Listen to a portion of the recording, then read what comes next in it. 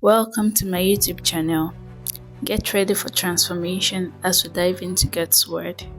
Don't forget to like and subscribe. So today we're talking about 4 behaviors that can ruin your relationship. You see, relationships don't just fail, people make them fail, either by what they're doing or by what they are not doing.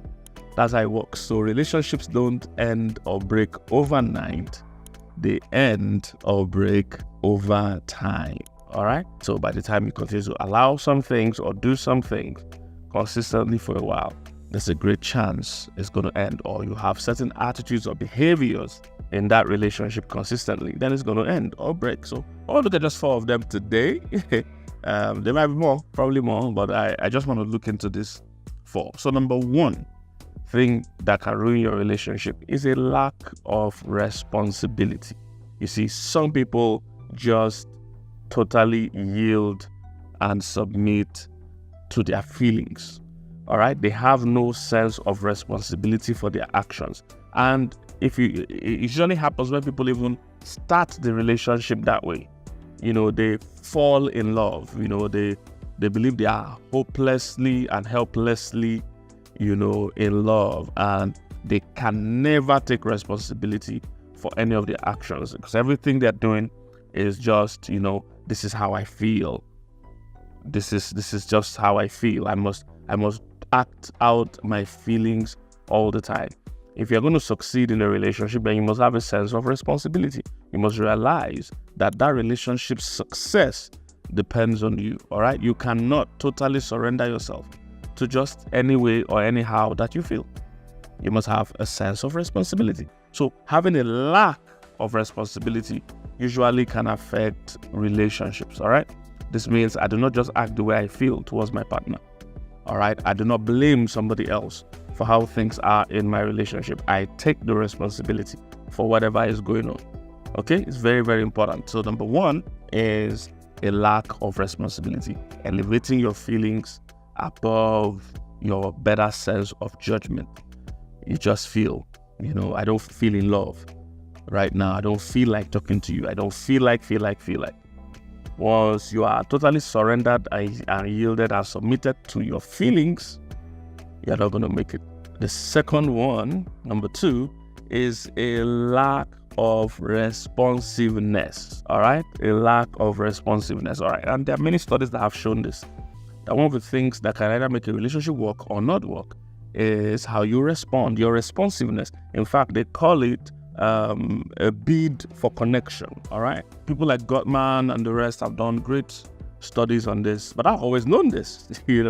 How you react whenever your partner is reaching out for a bid. They call it a bid for connection. So every time in a marriage or relationship, your partner is seeking to connect with you by their little actions, and how you respond to them at that time will, to a great extent, determine if that relationship will work. So what do I mean?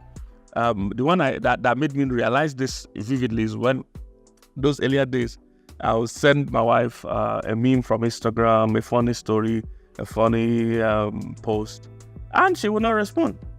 So I tell her that, no, you can't. So when I now finally saw people like Gottman and Co. doing it as a study, and I said, I was trying to tell you, there is a bid for connection. When your partner comes into the house, on that example, and you ask them, oh, how was their day? And they say, wow, the day was just rough, or it was just somehow.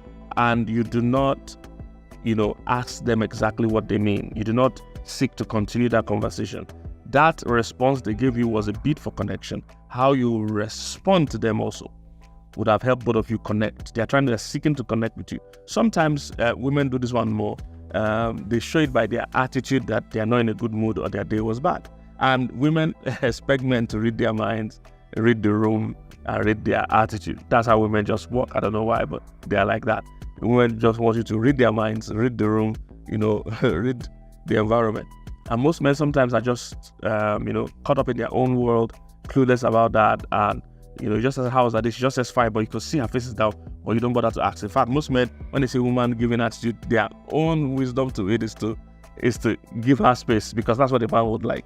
But a woman, when she's feeling down, she doesn't want space. She wants companionship. She wants you to ask what's going on. So your responsiveness, ability to respond to the need of your partner per time is very important. And sometimes your partner is not going to ask you directly. They're going to expect you to notice and feeling that need. Sometimes they're even going to ask you directly. So you must become responsive. Relationships or marriages break when there's a lack of responsiveness. Marriages that thrive, you notice they're very quick to respond to the needs of their partners. And marriages that will fail, you notice there's a total lack of responsiveness. Somebody is craving, nudging, even begging and asking for a certain need to be met. It might be physical, it might be emotional, it might even be sexual in a married context, and their partner is just not responsive.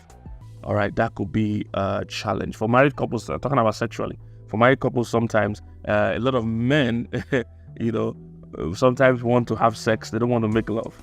And for women, most times, women usually more want to make love than just have sex. So you see, both of you have to be in a position where you are able to respond, responsiveness to that partner's need.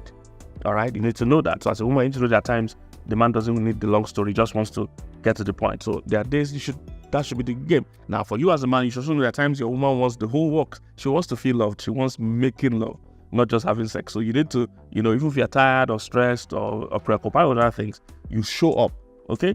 So it's that lack of responsiveness. Once partners go on and on and on without their needs being met, it now becomes a problem, and it will definitely ruin a relationship. Number 3, a lack of restraint. Lack of restraint. So this is when someone or people in a relationship do not understand that you need to show restraint. In a relationship, managing your emotions is crucial. So you can't get angry to the point where anything is allowed or anything goes, as we normally say it. Where I've seen people that once they're in an argument or they're quarreling, there's nothing off the table. There's nothing off limits for them. So they use all kinds of words on their partner that they're going to sleep with on the same bed tonight, on the person that is going to prepare the food they're going to eat tonight. All kinds of words, totally no limits. It's always a big shock for me, the kind of language I see some couples use on each other. Fool, bastard, as I normally say, idiot, bloody fool. Your mother didn't train you well. You're a big fool. I mean, how? If in a relationship or marriage where there is no restraint, where anger is allowed to go to any length, insults and abuse goes to any length, those kind of relationships usually will not last. There has to be restraint. Another form of restraint is also boundaries. If there's no restraint in terms of boundaries, then you notice somebody's in a marriage or relationship and still sees the need to keep in touch with their ex. Oh, that is a big lack of restraint. Yeah, he's my close friend, my business partner. There must be restraint. You can't keep in touch with your ex.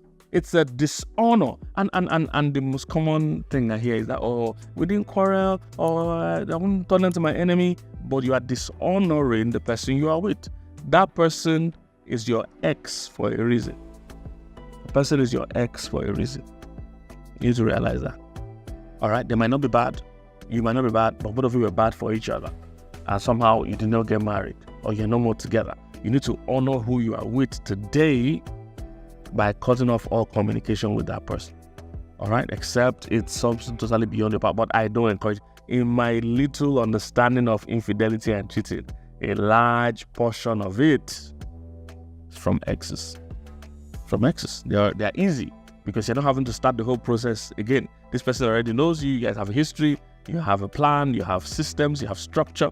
All you need is one chat. Just one chat can get the ball rolling. One call. Sometimes one comment on their post. So you are just playing with fire. All right? There must be restraint, boundaries. There's a level of closeness you can have with the opposite sex. Even apart from your exes now, even the opposite sex, there's a limit to the kind of relationship, the kind of conversation. All right? You can't be giving somebody of the opposite sex a toe-to-toe detail of your day. Oh, this is what I'm doing now. I'm going to go for lunch and I'm eating rice. I'm eating chicken. Nah, you're already crossing the line. That's too much details. All right. Too much details with somebody of the opposite sex, especially somebody that is not the friend of both of you, it's just your friend and opposite sex. There must be boundaries. And the last one is a lack of resolution. Another thing that can break a relationship is when both of you or one of you are used to quarreling or having disagreements that are unresolved. You keep and pile unresolved conflict continuously. Very soon, you see, almost everything impacts a relationship either positively or negatively. There's hardly a neutral event in a relationship. One is either building a bond or building the gap. That's how it works. One is building the bond or building the gap. So you need to be conscious to identify that this activity, this thing that happens between us all the time, is it helping or is it causing trouble? So even scientifically, they found out if you have a negative interaction with your partner, 5 times, the ratio is 5 negative interactions before you have 1 positive one. So that marriage is going to end in divorce. That's what the statistics say. So be careful of those unresolved issues. Make it a habit. You guys should develop a good way to resolve conflict, a mature way to have conversation, to yield, to be considerate of each other. If one person is always insisting to be right, one person is always, must be right, is his way or no way, always oppressing the other, and the other thinks they can cope with this, trust me, you can't cope with it. After a while, that marriage is going to break or that relationship is going to end. So there must be that ability for us to make up, ability for us to resolve conflict, ability for us to come to agreements, and not allow the disagreements to linger. I believe you have been blessed by this message. Don't forget to like, share, comment, and subscribe. God bless you.